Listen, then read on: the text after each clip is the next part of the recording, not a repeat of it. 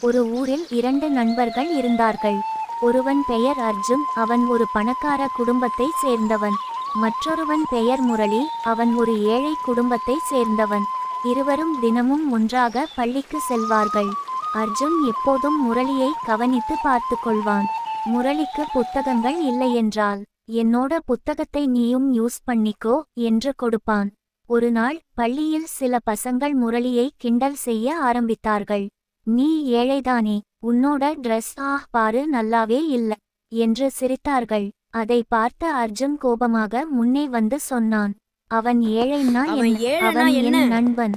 அவனை யாராவது கிண்டல் பண்ணினா நான் சும்மா விடமாட்டேன். அதுக்கப்புறம் எல்லா பசங்களும் அமைதியாகிவிட்டார்கள். ஒரு நாள் முரளியின் அப்பா மிகவும் உடம்பு சரியில்லாமல் மருத்துவமனைக்கு போக வேண்டிய நிலை வந்தது.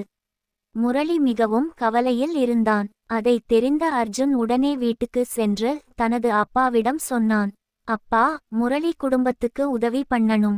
அர்ஜுனின் அப்பா உடனே உதவி செய்தார். முரளியின் அப்பா குணமடைந்தார். அந்த நாள் முரளி கண்களில் கண்ணீர் கொண்டு சொன்னான், அர்ஜுன், நீ ஒரு நண்பன் இல்ல, அதுக்கும் மேல என் உயிர் நீடா என்று சொன்னான். அர்ஜுன் சிரித்து சொன்னான், நண்பன் என்றால் எப்போதும் ஃப்ரெண்ட்க்கு துணை இருப்பவன் தான். உண்மையான நண்பன் என்பது பணத்தால் இல்லை, மனசால் அளவிடப்படுவான்.